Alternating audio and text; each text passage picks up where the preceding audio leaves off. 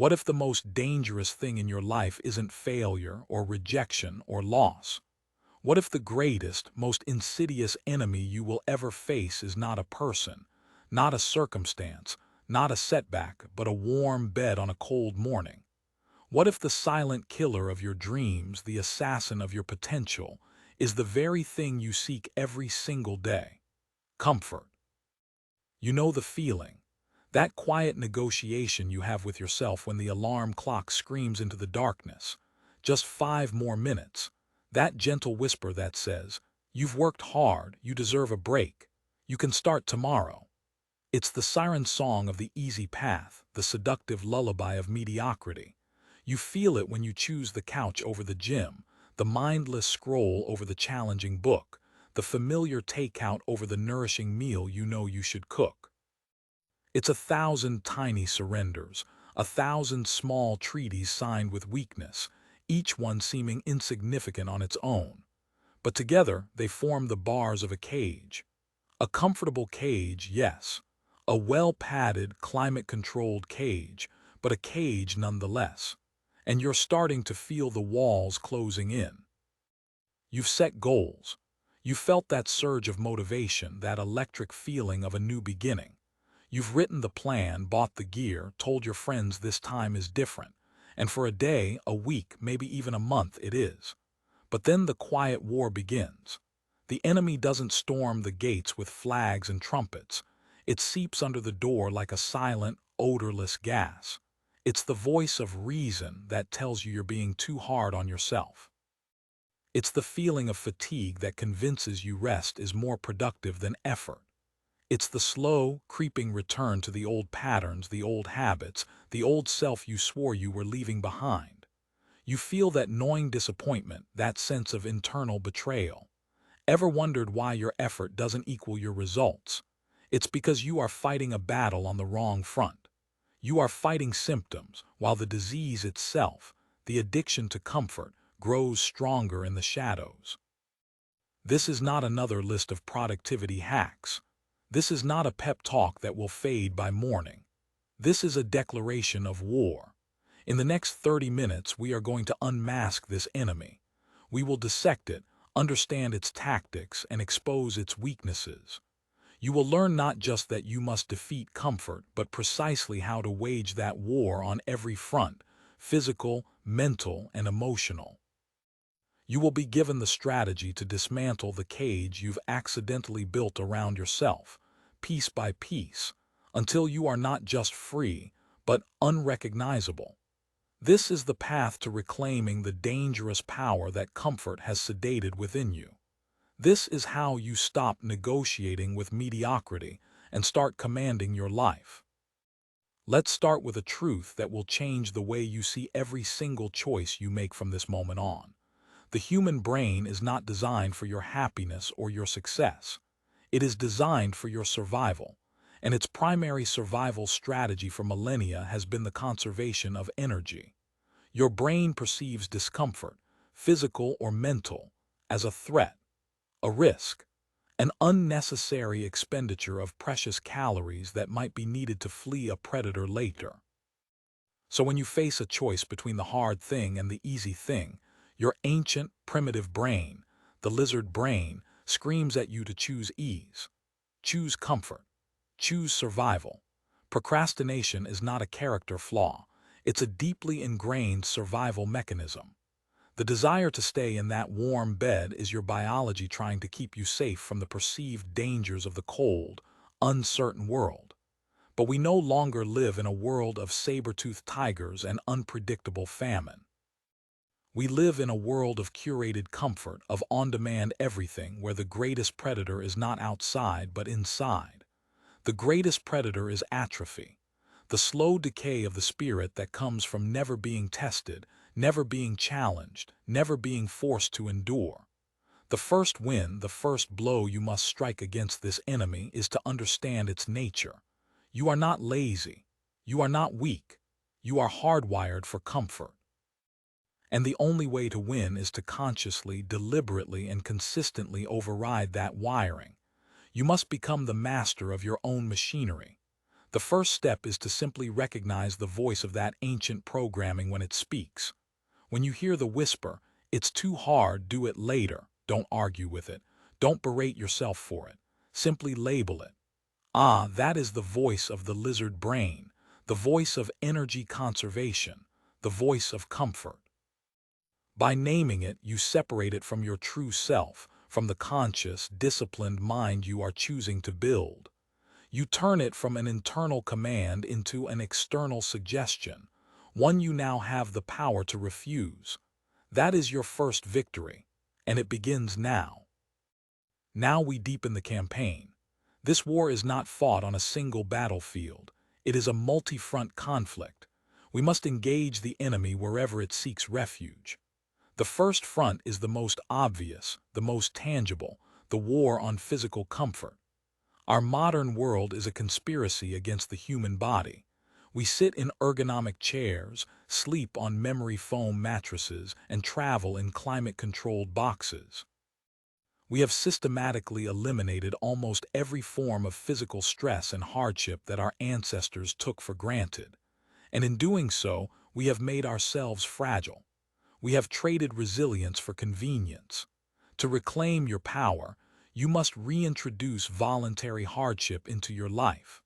You must become a warrior, and a warrior's body must be forged, not coddled. Consider the cold shower. It is perhaps the most archetypal tool in this war. Why? Because it is a pure, unadulterated confrontation with discomfort. The moment that cold water hits your skin, every nerve in your body screams in protest. Your lizard brain goes into full-blown panic mode. Abort, this is dangerous. Seek warmth, seek safety. It is a primal, visceral reaction.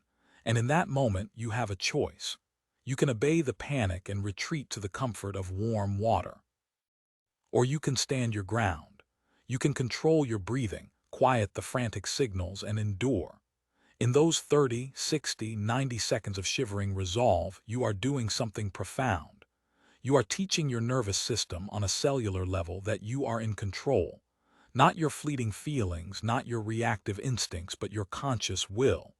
You are proving to yourself that you can withstand a shock, that you can tolerate what is uncomfortable. This is not about hygiene. It is about forging discipline. Each cold shower is a small victory, a deposit into your mental fortitude account. It is a daily reminder that you can choose the hard path, that you can override your own programming. When you start your day by willingly doing something your body desperately wants to avoid, the other challenges of the day, the difficult phone call, the tedious project, the workout you were dreading, suddenly seem less daunting. You have already won the first and coldest battle of the day. This principle extends far beyond the shower. It applies to your physical training. So many people approach exercise with the wrong mindset. They see it as a tool for aesthetics, a way to look better. And that's fine, but it's a shallow motivation. An alpha mindset sees exercise as what it truly is, practice for life. When you are on that last repetition, when your muscles are burning and your lungs are screaming for air, when every fiber of your being is telling you to quit, that is the moment of truth. That is where growth happens. It is not just your muscles that are being stressed and strengthened, it is your will. You are in the trenches of the war against comfort. The voice that says, "You can't do one more," is the same voice that says, "Don't start that business, you might fail." It's the same voice that says, "Don't have that difficult conversation, it will be awkward." By defeating that voice in the gym, by pushing through the pain barrier and completing that final rep, you are building the mental muscle required to defeat it in every other area of your life. You are teaching yourself to associate effort with victory and pain with progress. You are learning to find a strange satisfaction in the burn, a quiet pride in the exhaustion that follows a battle well fought. This is the alchemy of turning pain into power. Fasting is another powerful weapon in this arsenal. In a world of constant snacking and instant gratification, to willingly abstain from food is a revolutionary act. It is a direct assault on one of the most primal drives we have. When you fast, You are not just giving your digestive system a rest. You are training your mind to sit with the discomfort of hunger. You learn to observe the cravings without being a slave to them. You discover that the desperate feeling of "I need to eat now" is just a feeling, a signal, not a command. It passes.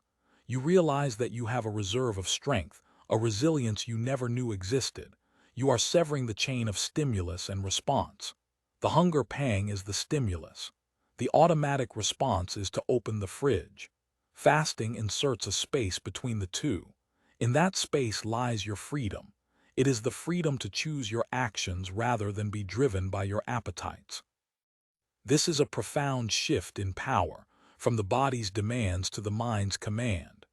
When you have mastered the discomfort of an empty stomach, the petty annoyances and frustrations of daily life lose their sting. You have faced down a primal urge and won. What power does a rude email or a traffic jam have over a mind that has conquered its own hunger? This war on physical comfort is not about self-punishment. It is about self-creation. It is the process of the blacksmith. The raw iron of your potential is useless until it is subjected to the hammer and the flame. It is the fire of the forge, the cold, the exertion, the hunger that burns away the impurities. It is the repeated, deliberate blows of the hammer, the daily discipline, the consistent choices that shape the iron into a blade that is hard, sharp, and resilient. A blade that can cut through the obstacles of life instead of being blunted by them. The world will try to coddle you into softness. It will offer you 1,000 comforts to keep you blunt and pliable. The path of the alpha, the path of the self-mastered individual, is to reject that offer. It is to build your own forge and step willingly into the fire, knowing that the pain of the process is the price of the power you seek. You are not just building a body, you are building a weapon. And that weapon is your indomitable will. The second front of this war is far more subtle and therefore far more dangerous. It is the war on mental comfort. If physical comfort makes your body soft, mental comfort makes your mind weak. It is the addiction to easy answers, familiar opinions, and the validation of the echo chamber. It is the silent killer of curiosity, critical thinking, and true intellectual growth.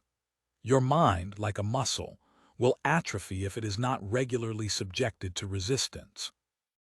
And the resistance it needs is the discomfort of being wrong, the challenge of complex ideas, and the friction of opposing viewpoints.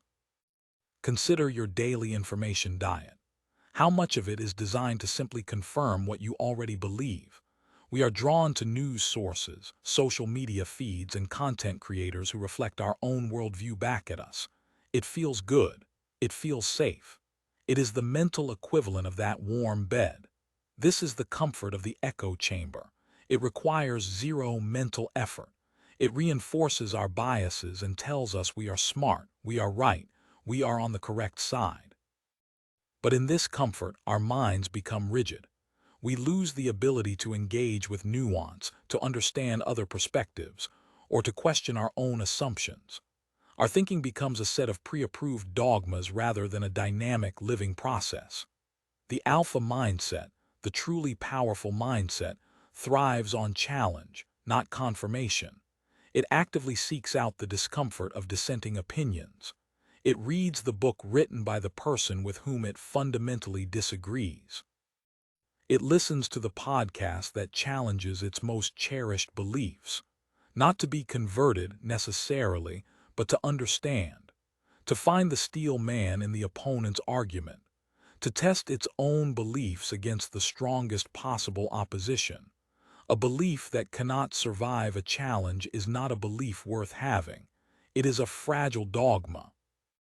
This requires humility, which is a deeply uncomfortable state for the ego. The ego craves the comfort of being right. The disciplined mind craves the growth that comes from discovering where it is wrong. You must actively hunt for your own blind spots. You must cultivate the habit of asking, "What if I'm wrong about this? What is the best argument against my position?" This is an act of intellectual warfare against your own lazy thinking. It is deliberately choosing the rocky, uncertain path of critical inquiry over the smooth, paved highway of dogma. It is hard, it is uncomfortable, and it is absolutely essential for building a mind that is agile, resilient, and powerful. A mind that thinks for itself is a mind that cannot be easily controlled. Another key battle in this war is the fight against passive consumption. We live in an age of infinite content. We can scroll for hours, binge-watch entire seasons, and lose ourselves in a digital stream of entertainment and distraction. This is the pinnacle of mental comfort. It requires nothing from us but our attention, and it gives us a steady drip of dopamine that keeps us coming back for more. It is mental junk food. It fills us up without nourishing us. The antidote to this passive state is active creation. You must shift the balance of your life from being a consumer to being a producer. This doesn't mean you have to become a famous artist or entrepreneur. It can be as simple as choosing to write in a journal instead of scrolling through social media. It can mean picking up a guitar instead of turning on the television. It can mean working on a difficult problem at your job with focused intensity instead of just going through the motions. Creation is inherently uncomfortable. It involves the possibility of failure. The blank page is intimidating. The first brushstroke is a risk. The new business idea is fraught with uncertainty. To create is to confront your own limitations, your own ignorance, your own lack of skill. It is to be a beginner, to be awkward, to make mistakes. This is profoundly uncomfortable for the ego. The lizard brain screams at you to retreat to the safety of consumption, where you can passively judge the creations of others without ever having to risk judgment yourself. But it is in the struggle of creation that true mental strength is forged. When you wrestle with a problem, a paragraph, or a piece of code, you are building new neural pathways. You are literally rewiring your brain for focus, for problem solving, for resilience. You are teaching yourself to tolerate the discomfort of the messy, uncertain creative process. A person who spends their evenings building something, a skill, a project, a piece of art, is building more than just that thing. They are building a mind that is disciplined, focused, and capable of bringing order from chaos. The consumer is a slave to the algorithm. The creator is the master of their own mind. The ancient Stoics had a powerful tool for this war on mental comfort, premeditatio malorum, the premeditation of evils. This is the practice of actively and vividly imagining things going wrong. You imagine losing your job, your health, your relationships. This sounds morbid, but it is a potent psychological exercise. Modern culture promotes a kind of fragile, naive optimism, the comfort of positive vibes only. The Stoic understands that true resilience, true inner peace, comes not from hoping bad things won't happen, but from knowing that you can handle them if they do. By mentally rehearsing worst-case scenarios, you do two things. First, you strip them of their power. The fear of the unknown is often far worse than the reality. By staring into the abyss in your mind, you familiarize yourself with it. It becomes less terrifying. Second, you are prompted to take practical action. If you contemplate the reality of losing your job, you might be more motivated to update your resume, learn a new skill, or build your professional network. You are also cultivating gratitude for what you have right now. The health you take for granted becomes a precious gift when you have spent 5 minutes contemplating its absence. This practice is the polar opposite of mental comfort. It is deliberately injecting a dose of mental hardship into your day to vaccinate yourself against the shocks of fortune. It is building a mental fortress, not by pretending the enemy doesn't exist, but by knowing you have the strength and the strategy to withstand any siege. A mind trained in this way is not easily rattled. It is calm in the face of chaos, because it has already visited chaos in its own imagination and emerged stronger. The third front, and perhaps the most difficult of all, is the war on emotional comfort. This is the battle against our deep-seated need to avoid negative feelings. We have become masters of emotional avoidance. We numb ourselves with food, alcohol, entertainment, and work. We distract ourselves from boredom, we run from loneliness, we suppress anxiety, and we deny our anger. We have convinced ourselves that the goal of life is to feel good all the time. This is a catastrophic lie. It is the pursuit of this emotional comfort that leads to addiction, neurosis, and a life of quiet desperation. The alpha mindset understands a radical truth. Negative emotions are not the enemy. They are messengers. They are data. They are signals from your deeper self, pointing to something that needs your attention. To wage war on emotional comfort is to learn to sit with these messengers, to listen to their message without being consumed by it. Consider boredom. We treat boredom like a disease that must be instantly cured by the nearest screen. The moment we feel a pang of unstructured time, we reach for our phones. We fill every empty space with noise, with content, with distraction. In doing so, we are robbing ourselves of one of the most fertile states for creativity and self-reflection. Boredom is the mind's way of saying, I am ready for a new input. I am ready to create. When you resist the urge to immediately fill that void, when you simply sit with the discomfort of being bored, your mind will begin to wander in incredible ways. It will make new connections. It will solve problems that have been simmering in your subconscious. It will generate ideas. It will talk to you. But you have to be willing to endure the initial restlessness, the twitchy discomfort of it all. Choosing boredom over distraction is an act of defiance against the culture of constant stimulation. It is carving out a sacred space for your own thoughts to emerge. Then there is the discomfort of solitude. Many people confuse loneliness with solitude. Loneliness is the pain of being alone. Solitude is the strength of being alone. We often flee from solitude because in the silence, we are forced to confront ourselves. Our insecurities, our regrets, our fears, they all come to the surface when there is no one and nothing else to distract us. The easy path is to surround ourselves with people and noise at all times. The path of strength is to actively seek out and embrace solitude. It is in solitude that you can hear your own voice, separate from the expectations and opinions of others. It is in solitude that you define your own values, your own mission, your own path. You learn to be your own source of validation, your own companion. A person who is comfortable in their own solitude is a person of immense power. They are not needy. They do not enter relationships to fill a void in themselves, but to share their own fullness. They can walk away from toxic situations and unhealthy groups because they are not afraid of being alone. Their center of gravity is within themselves. This is a superpower in a world of social anxiety and external validation seeking. And it is a power that can only be forged in the uncomfortable silence of being by yourself. Perhaps the most challenging battle in this emotional war is with failure and rejection. We are terrified of them.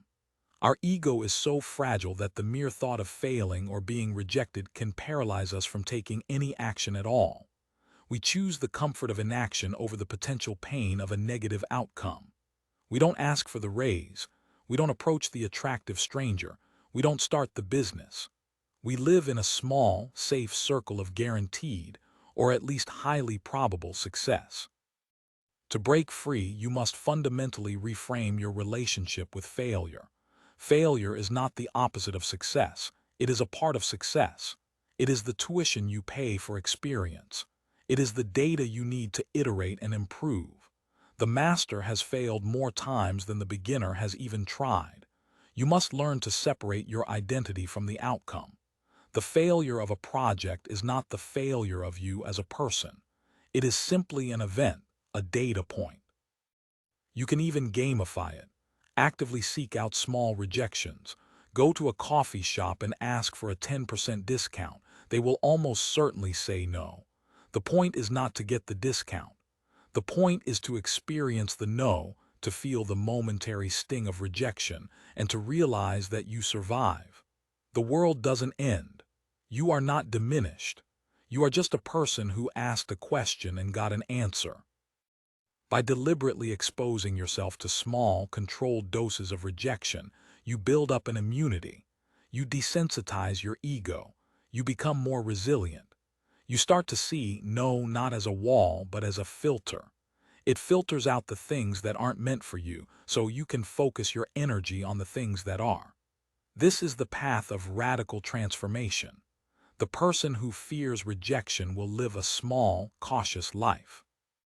The person who embraces rejection as a tool for growth will have a life of adventure, learning, and limitless possibility.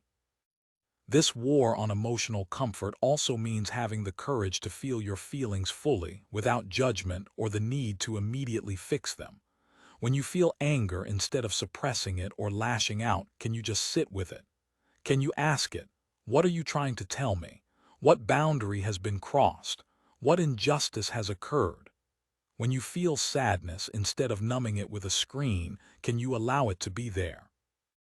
Can you let it wash over you, knowing that it is a natural response to loss, and that it too will pass?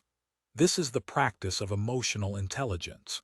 It is the uncomfortable but ultimately liberating act of being present with your own inner world. It is trading the cheap comfort of numbness for the deep strength that comes from emotional authenticity.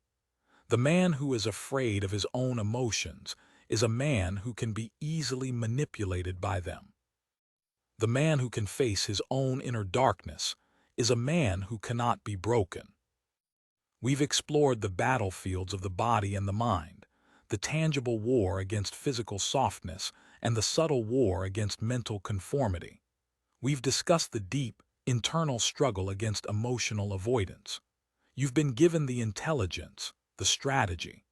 We unmasked comfort as the biological default, the lizard brain's command to conserve energy, and we saw that your first victory is to simply label that voice, to separate it from your conscious will. We've armed you with the weapons of voluntary hardship, the cold shower, the grueling workout, the discipline of fasting, tools not for punishment but for forging an unbreakable will. We've charted the treacherous terrain of the mind, exposing the comfortable echo chambers and the sedative of passive consumption, and we've illuminated the path of the creator, the critical thinker, the stoic who prepares for winter in the middle of summer. But this war is not won in isolation. The final, and in many ways, most complex front is the social one. It's time to turn our attention to the quiet, pervasive pressure of the group, and how the deep-seated human need for belonging can become the most comfortable prison of all. The next stage of this campaign is about winning the war on social comfort. When was the last time you kept quiet when you disagreed with a group? When was the last time you did something you didn't want to do, simply to fit in or avoid making waves? Think about that moment. That feeling in your gut, that small sense of self-betrayal. That is the feeling of surrendering to social comfort. The human is a tribal animal. For hundreds of thousands of years, being cast out of the tribe meant certain death. That fear is baked into our DNA. The fear of being disliked, of being misunderstood, of being rejected by our peers is one of the most powerful forces shaping our behavior. And so, we conform. We sand down our rough edges. We temper our true opinions. We laugh at jokes we don't find funny. We wear the social camouflage that allows us to blend in. This is the comfort of acceptance. And it comes at a terrible price: your authenticity.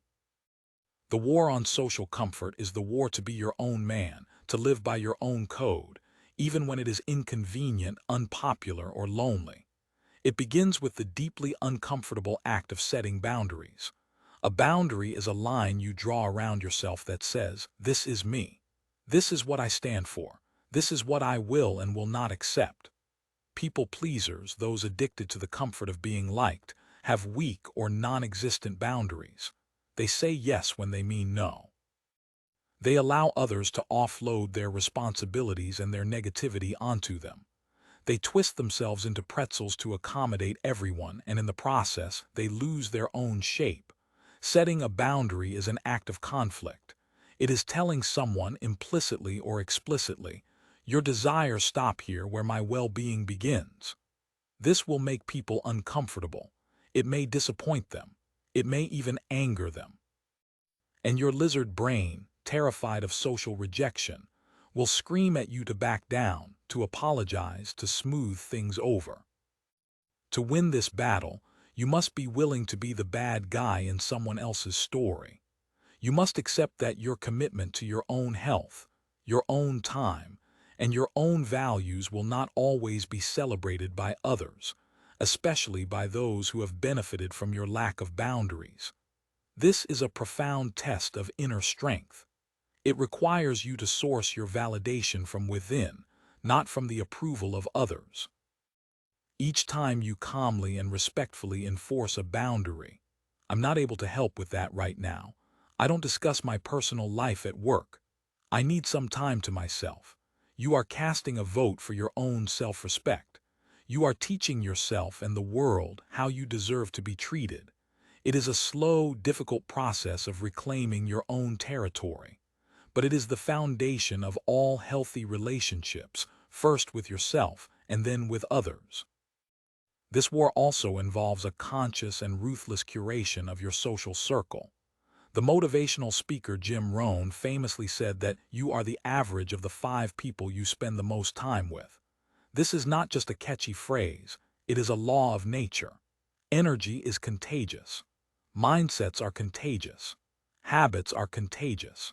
If you surround yourself with people who are addicted to comfort, who complain, who make excuses, and who have no ambition, their worldview will inevitably seep into yours.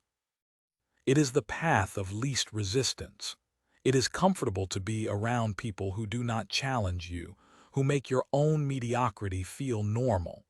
To break out of this, you must be willing to endure the discomfort of social friction, and sometimes the pain of social departure. You must audit your relationships.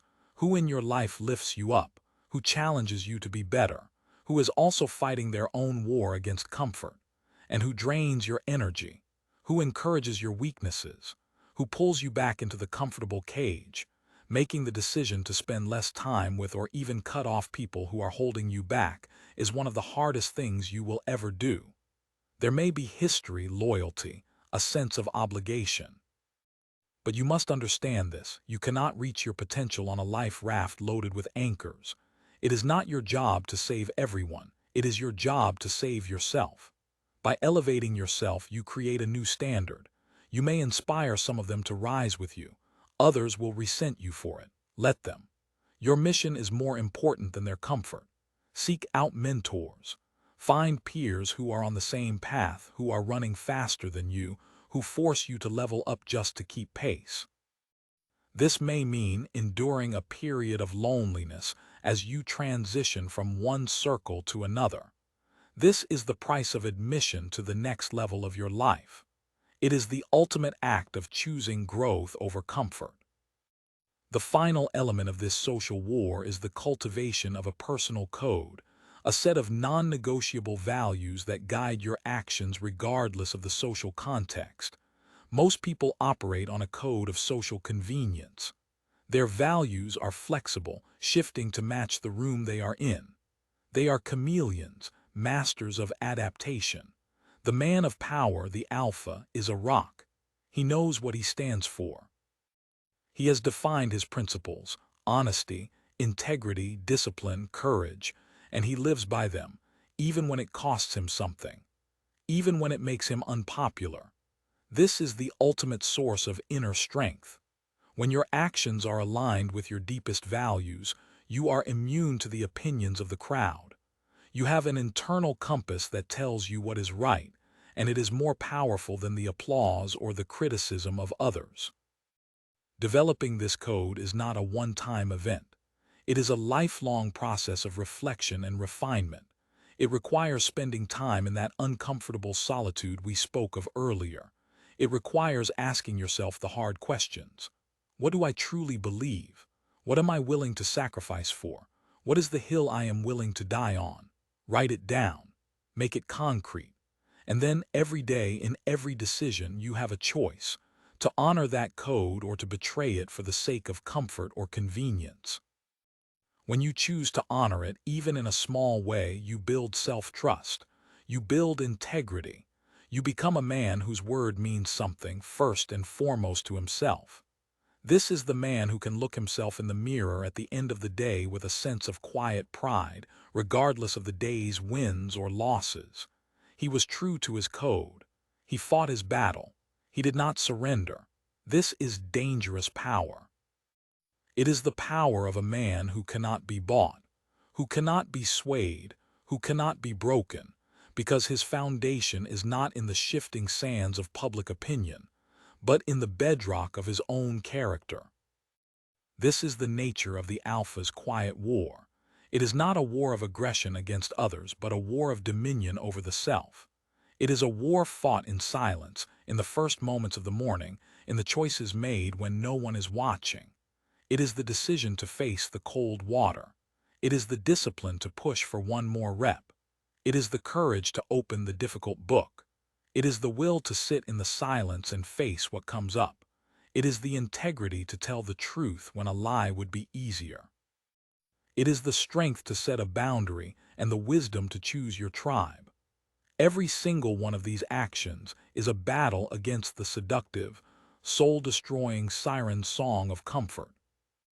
Mediocrity is not a sudden event. It is a slow accumulation of comfortable choices. It is a death by 1,000 small surrenders. But greatness, too, is not a sudden event. It is the accumulation of uncomfortable choices. It is a life built by 1,000 small victories.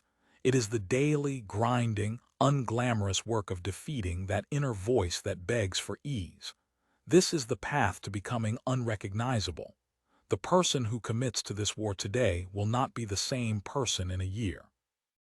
He will not even be the same person tomorrow morning, because the war reforges you with every battle. It strips away the weakness, the doubt, the fragility, and what is left is something hard, something real, something powerful. Look at your life right now. Look at the habits, the routines, the patterns.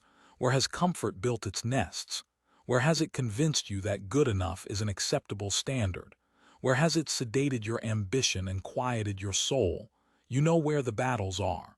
You know the choices you have been avoiding.